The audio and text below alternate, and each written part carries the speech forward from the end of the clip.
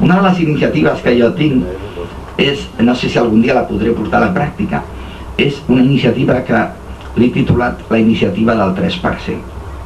Què proposo amb aquesta iniciativa? Que totes les persones que tenim uns ingressos per sobre de la mitjana estadística donéssim el 3% del que guanyem a les persones que tenim properes i que ho poden necessitar. I d'aquesta manera, per extensió concèntrica, tots ens ajudaríem a tots. Un dels grans problemes de la justícia social és que, defensant-la, fem que no tothom la pugui gaudir i, a més, hem desacreditat una altra cosa que és boníssima, la caritat. Per què la caritat no pot ser compatible amb la justícia social? Clar que la justícia social hauria de crear les condicions adequades perquè tots tinguéssim el mínim, perquè la justícia social no és que tots tinguem igual, sinó que tots tinguem el mínim suficient. Però a partir d'aquí, el que té més esforç i fa més esforç, per què no pot guanyar més? Però sobretot, el que guanya més, per què no pot compartir el que guanya, sentint-se feliç, compartint allò que té per afavorir la felicitat dels altres? Per tant, la idea força sobre el diner seria que no ens fa més feliç tenir més, sinó tenir suficient per tenir cobertes les nostres necessitats bàsiques i a partir d'aquí entendre que una de les grans fonts de felicitat és repartir el que tenim amb les persones que estimem. I així, per extensió concèntrica, tots ens ajudaríem a tots i tots seríem més solidaris. I en lloc de reclamar tant la justícia social, contribuiríem amb la nostra actitud positiva a fer-la possible i faríem compatible la justícia social amb la solidaritat social. Repartir, compartir. Tercer element de reflexió, el treball, la feina. La majoria de nosaltres no hem nascut milionaris, ni som milionaris. Que aixequi la mà aquell de vostès que de naixement hagi estat ja milionari perquè els seus pares són milionaris. Algú aixeca la mà? No, perquè si algú l'aixequés de seguida trobaria parella amb l'auditori, correcte? Va, ningú l'aixeca. Per tant, tots nosaltres ens hem guanyat el diner, el poc o molt diner que tenim treballant. Quin és el gran problema d'associar el treball amb la felicitat? Doncs malauradament que no tothom és feliç treballant. I malauradament és una minoria. Quin percentatge diríeu vosaltres que treballen amb coses que els agraden prou com perquè la feina pugui ser per ells una font de felicitat? Dieu un percentatge. Un 8. Sortosament, en relació a aquest 8%, és al voltant del 15%. Al voltant del 15%. I està relacionat amb professionals liberals, esportistes, artistes, artesans, o sigui, persones que poden expressar bàsicament les seves capacitats bàsiques amb allò que els agrada. Clar, imaginem el Messi, juga a futbol perquè li agrada, a sobre ho fa bé, té un reconeixement social i és milionari. Bé, si ara el Messi repartís pas part del que té, segurament podria ser una persona feliç.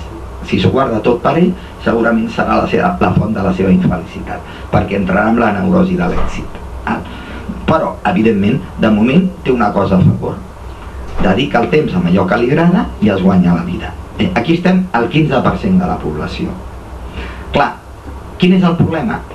Doncs que el 50% i el 35%, els dos col·lectius restants, no gaudeixen tant de la feina com font de felicitat.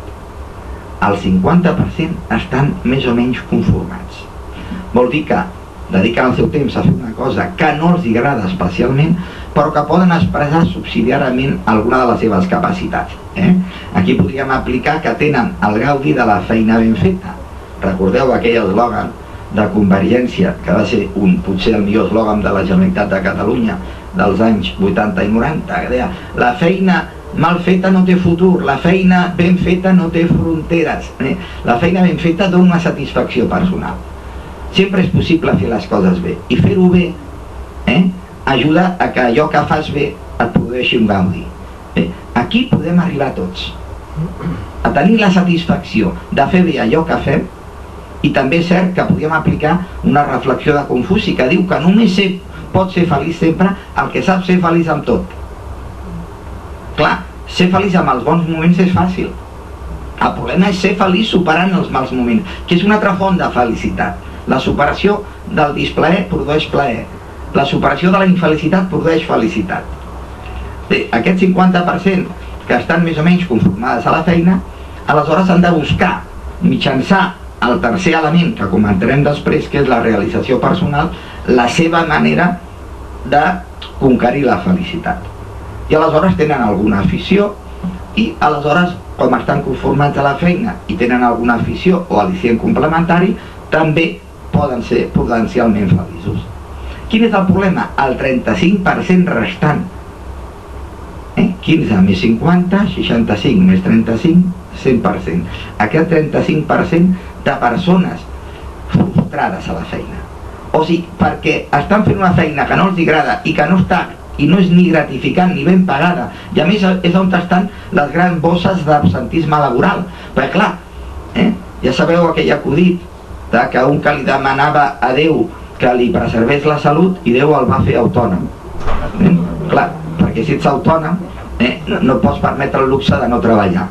I treballar, els que som autònoms, com no depenem més que dels nostres ingressos, procurem mantenir la salut i ens posem malalts els caps de setmana. El que treballen per compte aliena ho fan al revés, es posen malalts els laborables i estan bé els caps de setmana. Quan tu fas una cosa que t'agrada o que depèn la teva vida de mantenir aquella activitat, aleshores tu tens una actitud més productiva, més positiva. I el gran problema és que el 35% de persones fan coses que no els agraden i molts, a més, estan mal pagats. I dins d'aquest 35, quasi bé la meitat tenen un problema suplementari, que a més de fer el que no els agrada, no estan fent el que sí els agrada. Aquests són els que estan pitjor. Aquests són els que jo els recomanaria que replantegessin i s'atrevissin a intentar ser el que volen ser, intentessin dedicar-se a allò que es volen dedicar. Mai és tard per canviar de feina. Jo vaig treballar fins als 27 anys en un banc, no m'agradava, doncs ho vaig deixar i ara faig el que m'agrada i em sento feliç i realitzat.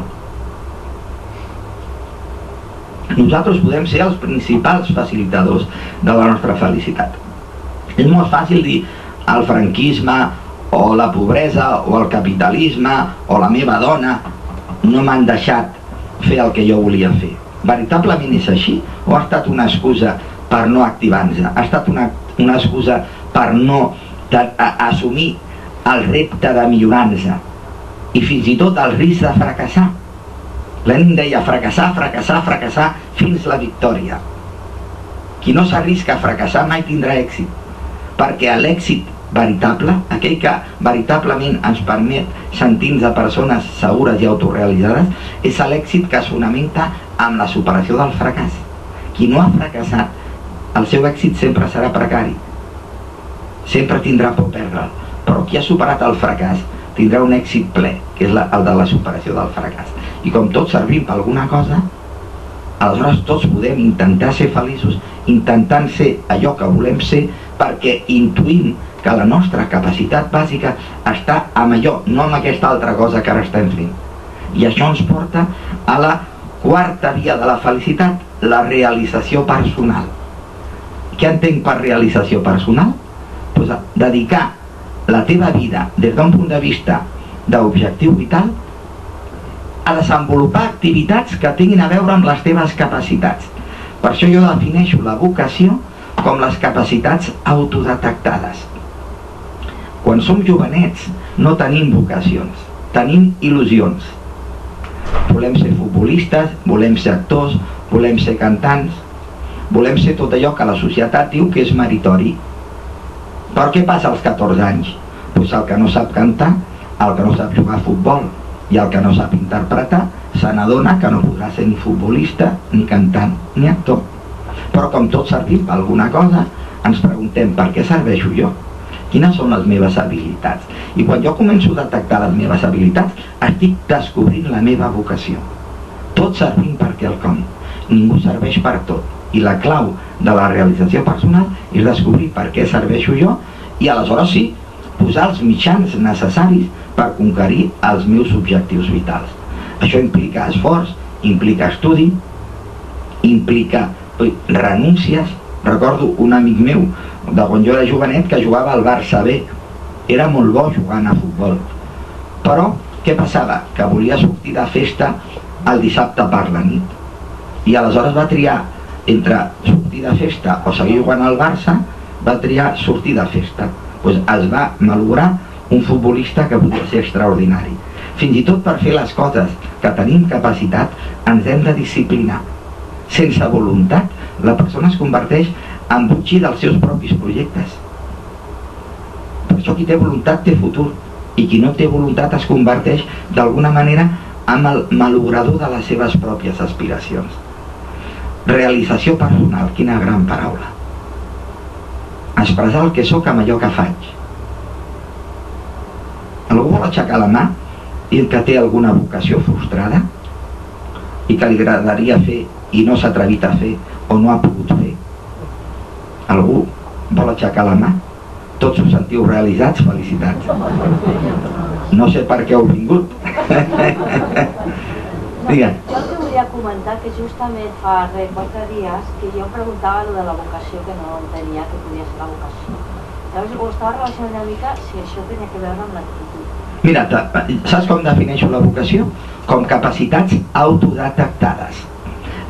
Si jo tinc vocació de fer una cosa que no tinc capacitat per fer, jo no, això no li dic vocació, això li dic il·lusió. És vocació quan tinc capacitat. Altra cosa és que, a més de la capacitat, tingui la sort o tingui l'esforç. Hi ha gent molt bona en tot que mai arriba a tenir èxit.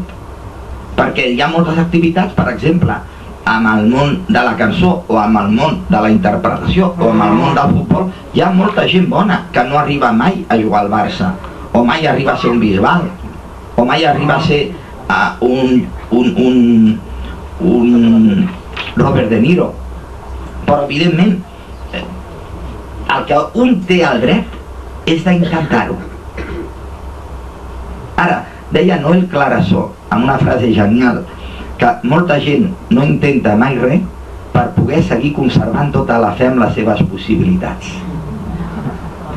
Perquè clar, si no ho intento sempre puc fantasejar, ho podia haver fet, em podien haver ajudat, jo servia però la meva dona no em deixava o no em van deixar.